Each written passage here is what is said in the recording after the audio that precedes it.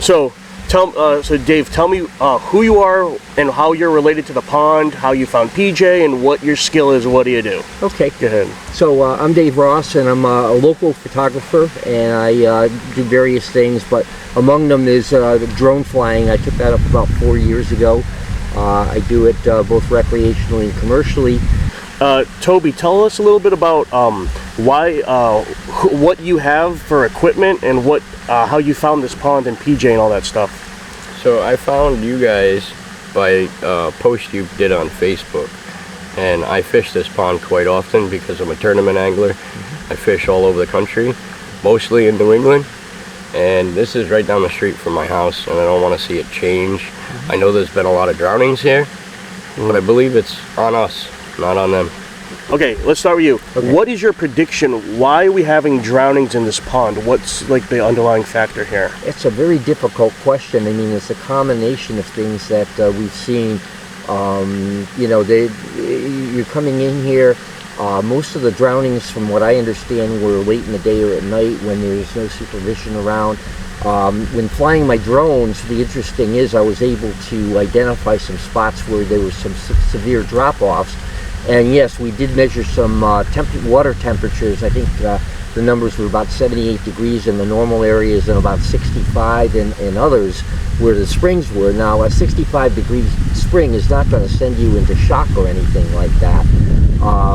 So, you know, it could be a combination of people just not knowing how to swim well enough, biting off a bit more than they can chew.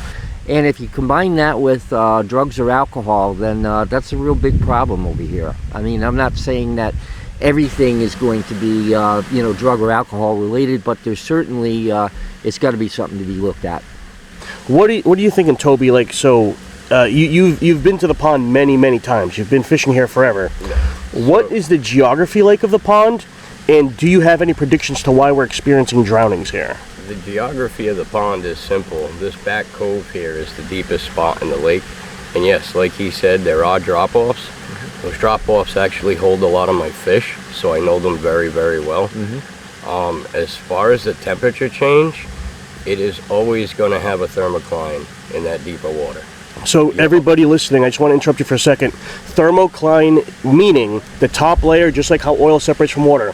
The top layer is always the warmer water, stays on top. And so Toby, continue with your predictions. So you're a smart guy. What do you think is happening? Obviously, predictions are more opinionated. Yeah. My opinion is a bit different than everyone else's. I don't know if it's because I spend so much time on the water and I know the reactions. That degree of change is not going to affect you. Toby's saying he knows how to save the lives, which I do agree with him logically, but morally I'm a little on the fence. He's saying to enforce the rules. No drinking, no swimming after hours, no swimming without the lifeguard. How do you feel about that? Will this be a popular opinion in town, or what will the result be of these rules? I think it's going to be mixed. It's going to be unpopular with a lot of people, especially, you know, young people that come here and they want to swim. You know, or other people that, you know, they've worked all day, they feel like they want to come have a good time after hours. What it all boils down to is personal responsibility, and there are various variables involved. I mean, you really shouldn't be drinking or, you know, smoking or doing drugs while you're doing this. You should have the physical ability to swim to that island. I was telling Toby a while ago, years ago I ran a marathon. I was in training and stuff like that. Part of my training was to be able to swim a half mile. That's over here. We measured 127 yards to one point of the island, probably closer to 175, 180 to the other.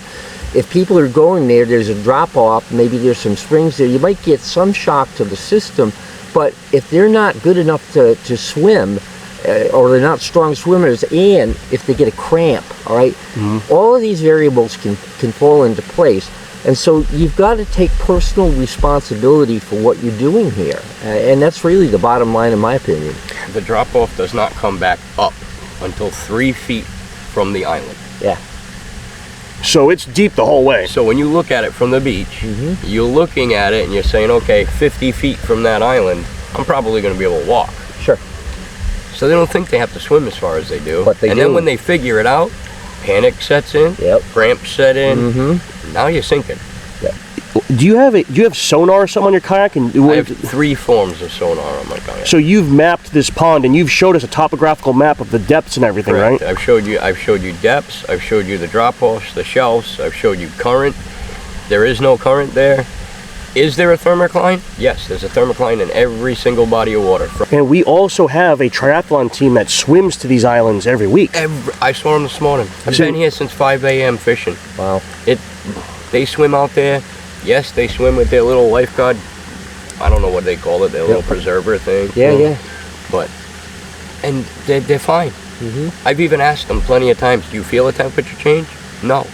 Because that temperature change is not going to occur until you're more than 10 feet down. Right. So summarize what you think. Well, I mean, it's a number of factors. I think there's a factor of people that do come here and they don't have the ability to swim to that island. They just don't have, they think they have it, especially if they've been taking drugs or alcohol, which of course, gives them the hero's bit, the Superman cape on the back, everything else. And, oh yeah, this should be no problem. And once you get out in the middle there and panic sets in, that's a huge problem. That's probably why more people drown than anything else. There's no Georgiaville nest monster out in the middle of there. We know that, unless the divers come in at 10 o'clock this morning or tomorrow morning and confirm that. But it's a combination of just getting there, a bad assessment of their abilities to do certain things. Sure, there's some shock value and the water kept going down, but it's not going to kill you. It's not going to be that way. Sure, there's clear drop-off points that I've seen from my drone.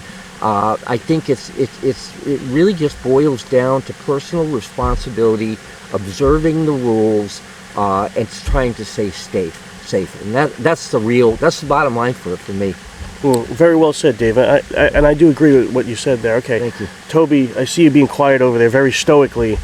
So talk to me. So we have all this data. The only thing we're waiting for the divers. They're probably going to confirm what Toby said. He's like, yep, Toby's radar did not lie. It was correct. Never lied to me yet. Nope. Just repeat one last time, slowly, what are steps we can take to stop drownings here at Georgiaville? So I do agree with a lot of the stuff that Dave's saying. But if we want to make a change, we have to do something. We have to enforce the rules that have been given. As soon as you pull in this parking lot, my best friend met me here today. As soon as he pulled in that parking lot, he was charged $20 for a parking pass. There's a lifeguard on duty. Right. But she leaves. And when she leaves, what happens? No supervision. None. None. Zero. So either put a sign up that says swim at your own risk, do whatever you want, Right. or start enforcing the rules. Right. If we're paying to park here, obviously the place is generating money. Sure. Let's use the money Right. and save a life. Parking lot looks good. We don't need to put the money into the parking lot. No, We don't need to put the money into the guardrails. Fountains are beautiful, but we don't really need to put the money into the fountains. No, you can put it into saving lives. Put and it I into think- saving I somebody's think- life. Totally agree with you, Toby. And change what's going on. Absolutely. That's my opinion.